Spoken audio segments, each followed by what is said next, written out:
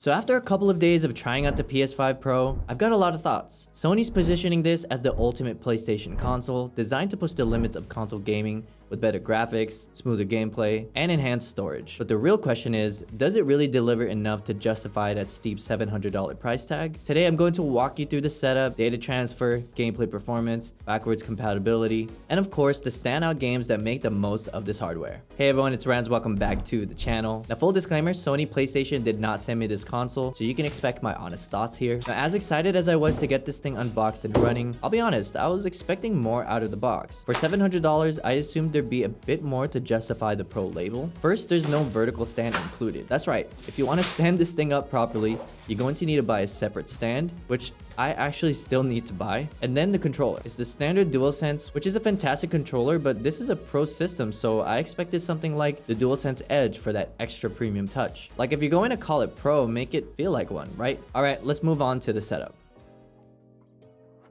Now setting up the PS5 Pro is basically the same process as the standard PS5, which is straightforward if you've already got experience with it. Sony gives you plastic feet for a horizontal setup, which are easy to attach. The vertical stand, if you can find one, isn't included, but that one is pretty straightforward to attach as well. Once you're set up in your preferred position, it's plug and play from there. Connect your HDMI and power cables, power it on, and you're good to go. The PS5 Pro does look a little bit more streamlined compared to the original PS5's large wings, but the design is familiar and still large enough to take up some space in your setup. Now after powering it on, you'll go through a quick setup and update process, and it'll prompt you to download any software updates. Once you're signed into your PlayStation account, the UI will look very familiar, and that brings us to the game data transfer. If you're moving over from your previous PS5, you have a couple of options. First up is game data transfer. Now if you're upgrading from an older PS5 and want to bring over your games and data, there are two main ways to do it. The first option, and the faster of the two, is if you have an NVMe SSD installed in your old PS5. You can simply transfer that SSD to the Pro without any reformatting, which lets you carry over all your games and data seamlessly. It's quick, straightforward, and keeps everything intact,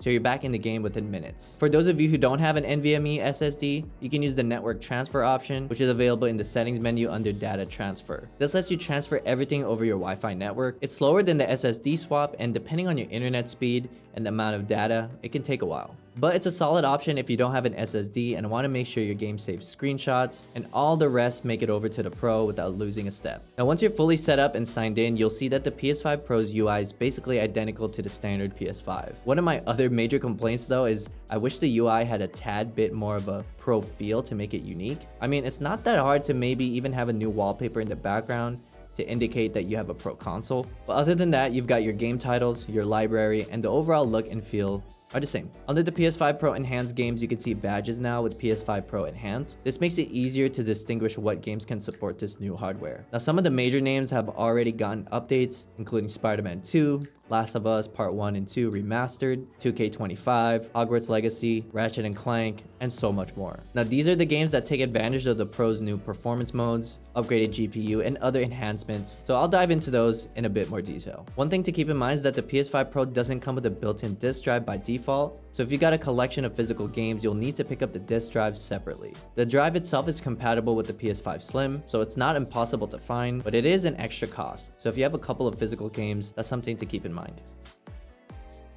Alright, let's get into the real draw of the PS5 Pro, the performance upgrades. The Pro packs a 2TB SSD, which is double the storage of the standard PS5 and a welcome boost for anyone who's had to delete games to make room for new ones. When I first got my PS5 back in 2021, that's what I was doing, and that's why I ended up getting an additional storage. Now this is a solid improvement for those of you who like to keep several large games installed at once. That's about 67% more powerful than the one in the base PS5, so this console has the horsepower to push games to a new level. And a big new feature here is Sony's AI upscaling tech, PlayStation Spectral Super Resolution, or PSSR. Think of it as similar to Nvidia's DLSS. PSSR lets the PS5 Pro upscale games from lower resolutions to nearly 4K without sacrificing performance. This way you get high quality visuals without the frame rate taking a hit, which means you're not stuck choosing between fidelity and performance as often. Now let's get into the real test, the gameplay. How do these Pro Enhanced titles actually look and feel? Let's start with Spider-Man 2. On the PS5 Pro, you've got two new graphics options, Performance Pro and Fidelity Pro. In Performance Pro mode, you're locked at a smooth 60 frames per second, but you're also getting the kind of image quality that would typically be reserved for Fidelity mode on the standard PS5. This means ray tracing is on and you're getting the same beautiful details, reflection, shadows, lighting, without having to give up that smooth frame rate. If you're swinging around New York City, this mode is basically perfect. If you switch to Fidelity Pro, you're still getting that same great image quality, but now you're locked to 30 frames per second with a slightly higher level of detail. For me, Performance Pro is the way to go. It gives you the best of both worlds. The game looks sharper and noticeably smoother. Is it enough of a difference though? Honestly, as someone who's a real nerd when it comes to performance and wanting the absolute best gaming experience, yeah.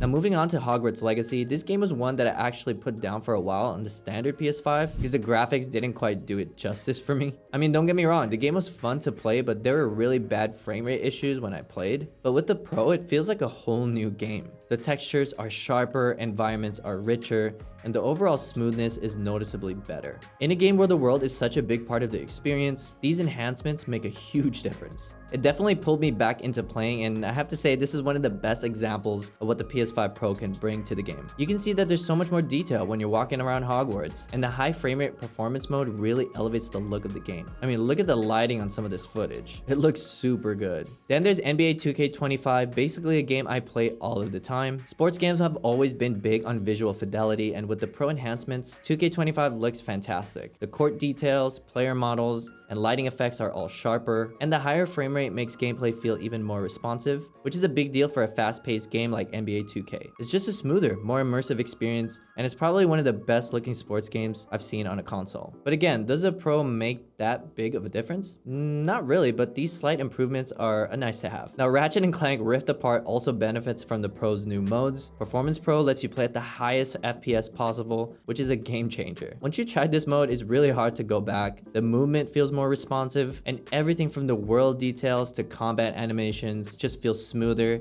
and more lifelike. This is a game that really shows off the Pro's capabilities and is one of the best examples of what this console can do. But let me know, do you guys see a difference between the modes? Drop it in the comments. I mean, this game was already amazing to look at with the regular PS5, and with the Pro, you can definitely see how sharp it is, especially with the advanced ray tracing. Then we have The Last of Us Part 1 Remastered, and this game has never looked better. The game gives you fidelity level visuals at a steady 60 frames per second, so you're not sacrificing any of that intense detail in the foliage, lighting, rain, or character models. The game feels more lifelike than ever, and if you're coming back to it, this is definitely the way to play. It actually made me want to play Part 1 and 2, since both games are enhanced with PS5 Pro. Revisiting some of these games brings a whole new life to the game, even with these slight improvements. In God of War Ragnarok, the PS5 Pro's enhancements make a pretty noticeable difference. The PS5 Pro update brings a new favorite quality mode that runs the game at 60 FPS. This is one of my favorite games, and visually it looks stunning. The ray tracing and detail is something that I noticed right away with the PS5 Pro enhanced mode.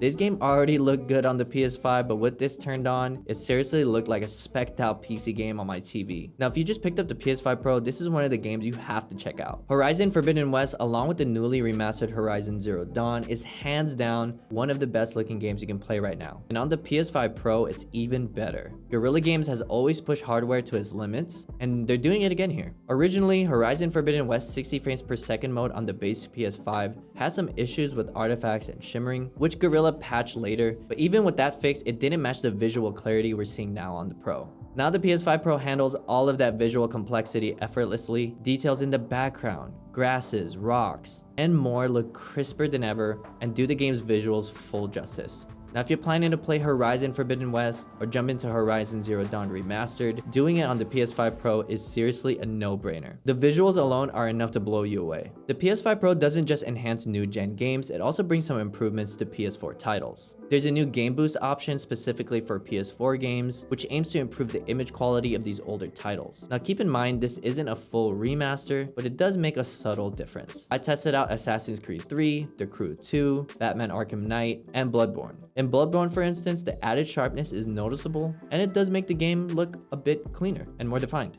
For Batman Arkham Knight, the clarity is slightly improved, making some of those darker environments pop a bit more. I mean, it's not groundbreaking, but it's a nice bonus for anyone who wants to revisit those older titles. I found that was the case for most of the PS4 games I revisited, just very slight improvements. Personally though, not enough to revisit. So after a couple of days with the PS5 Pro, here's my verdict. If you're someone who wants the absolute best from your gaming experience, and you got a setup that can handle it, like a 120Hz display, then the Pro is definitely worth it in my opinion.